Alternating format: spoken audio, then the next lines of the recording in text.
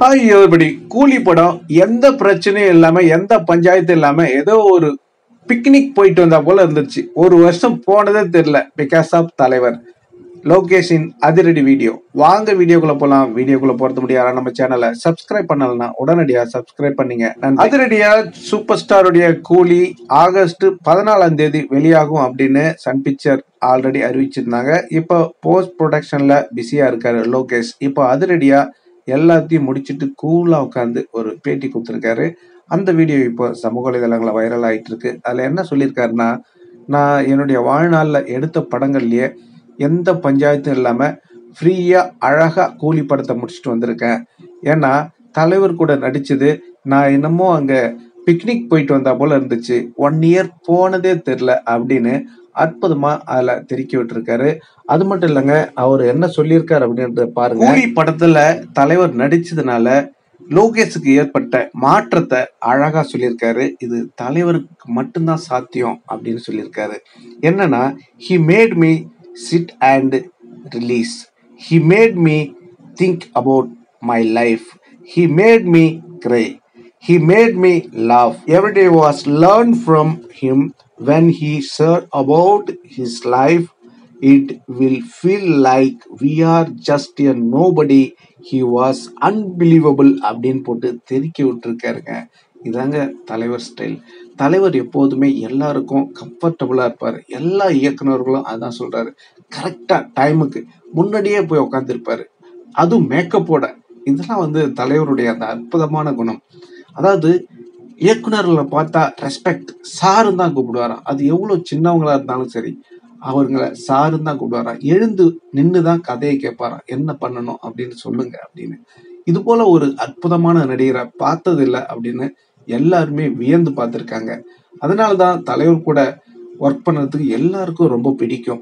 அததான் இப்போ லோகேஷ் கனகராஜும் சொல்லியிருக்காரு.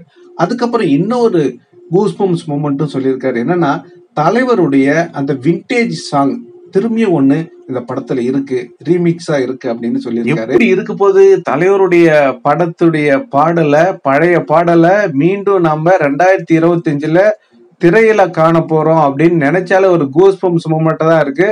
அதுவும் நம்ம அனிருத்தருடைய மாஸ் இசையில. தலைவருக்கான இசை பட மாட்டாரு, இசையமைக்க மாட்டாரு, மியூசிக் பண்றானா மேஜிக் பண்ணுவாரு.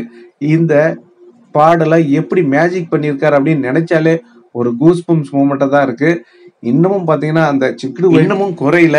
அதுக்குள்ள பாத்தீங்கன்னா தலைவருடைய விண்டேஜ் சாங்கும் ஒண்ணு இருக்கு ரீமிக்ஸா அப்படின்னு சொல்லியிருக்காரு. ஓகே நண்பர்களே, நீங்க சொல்லுங்க, தலைவருடைய பழைய பாடலை மீண்டும் நீங்க திரையில பார்க்க போறீங்க ரீமிக்ஸா, எப்படி ஃபீல் பண்றீங்க? இது எந்த பாடலா இருக்கும் அப்படின்னு நீங்க கெஸ் பண்ணுங்க. ஏன்னா சப்போஸ் நீங்க சொன்ன பாடல் வந்திருந்தா உண்மையிலுமே ஒரு வியக்கத்தக்க ஒரு நிகழ்வா தான் இருக்கும். கண்டிப்பா உங்களுடைய கருத்துக்களை கமெண்ட்ல சொல்லுங்க.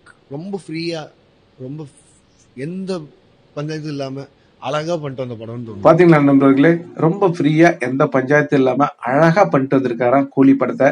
அவர் பார்த்து ரசித்து மெய்சிலித்து போய் சொன்ன அந்த ஒரு வார்த்தையை நீங்க கேட்டிருப்பீங்க. இதுதாங்க, அதாவது லியோ படத்துல நீங்க கேள்விப்பட்டிருப்பீங்க, சீக்கிரமா முடிங்க அப்படி இப்படின்னு ரொம்ப ப்ரெஷரு. அது இல்லாம விஜய் குறுக்கிட்டு நிறைய சீனை இப்படி மாத்துங்க அப்படி மாத்துங்க கேள்விப்பட்டிருப்பீங்க. த்ரிஷா கூட லிஃப்ட் வைங்க கிஸ் அப்படின்னு கேட்டு அதெல்லாம் வெளியே வந்துச்சு, உங்களுக்கே தெரியும். அதனால லோகேஷ் இதெல்லாம் நான் பண்ண முடியாது, என் கதைக்கு இதெல்லாம் சரிப்பட்டு வராது அப்படின்னு. விஜய் என்ன பண்ணலாம் பாத்தீங்கன்னா ஆம்பளை சகிலா அப்படின்னு சொல்லியிருப்பாங்க. ஏன்னா அப்படி ஒரு வல்கரான அப்படி ஒரு சீன்லாம் வச்சிருப்பாரு, உங்களுக்கே தெரியும். பின்னாடி பிடிக்கிற போல முன்னாடி பிடிக்கிற போல, ஹீரோயினோட அம்மாவுக்கு சோப்பு போடுற போல, இந்த மாதிரி சீன்லாம் அவருக்கு பிடிக்கும்னு அவரே சொல்லியிருக்காரு. சரி, ஓகே, அதெல்லாம் நமக்கு எதுக்கு. எது எப்படியோ இப்போ தலைவருடைய படத்தை அழகா முடிச்சிட்டேன் அப்படின்னு அவர் பெருமிதமா இப்ப பேட்டி கொடுத்திருக்காரு. நீங்க சொல்லுங்க, சூப்பர் ஸ்டார் ரஜினிகாந்த் கூட இணைந்து பணிபுரிந்ததுல எனக்கு ஒரு பிக்னிக் போயிட்டு வந்த போல இருந்துச்சு அப்படின்னு அவருடைய வாழ்க்கையில நடந்த விஷயங்களை என்கிட்ட பகிர்ந்து, அதாவது எங்களை போல 2 பேரும் யாரும் இல்ல, இது போல யாரும் இருக்க முடியாது அப்படின்றத ஒரு ஃபீல் பண்ண வச்சாரு என்ன. உண்மையிலுமே எனக்கு ரொம்ப ஃப்ரீயா இருந்துச்சு இந்த படம் நடிக்கக்குள்ள. உங்களுக்கே தெரியும் லியோ படத்தை எவ்வளவு கஷ்டப்பட்டு எடுத்தாரு. இருந்தாலும் அவருக்கு சம்பளத்தை அவங்க கொடுக்கல, ஏன்னா படம் சரியா போகல அப்படின்னு. எது எப்படியோ கண்டிப்பா அதெல்லாம் கூட்டி கழிச்சு அவருக்கு இந்த கூலி படம் கொடுத்துரும் அப்படின்னு ஆண்டவனை வேண்டிப்போம். ஓகே நண்பர்களே, நீங்க சொல்லுங்க, தலைவர் கூட ஒர்க் பண்ணதுல ஒரு பிக்னிக் போயிட்டு வந்தது போல ஜாலியா இருந்துச்சு அப்படின்னு நம்ம லோகேஷ் அவர்கள் சொல்லியிருக்காரு. இதை பத்தி நீங்க என்ன நினைக்கிறீங்க? உங்களுடைய கருத்துக்களை கமெண்ட்ல சொல்லுங்க. இந்த தகவல் உங்களுக்கு பிடிச்சிருந்தா லைக் பண்ணுங்க, ஷேர் பண்ணுங்க, கமெண்ட் பண்ணுங்க, முக்கியமா சப்ஸ்கிரைப் பண்ணுங்க. சப்ஸ்கிரைப் பண்ணக்குள்ள பக்கத்துல ஒரு பெல் பட்டன் வரும், அதை கிளிக் பண்ணீங்கன்னா 3 ஆப்ஷன் காட்டும். ஃபர்ஸ்ட் ஆப்ஷன் ஆல்ன்றதை செலக்ட் பண்ணீங்க. நன்றி, வணக்கம், ஜெய் ஹிந்த்.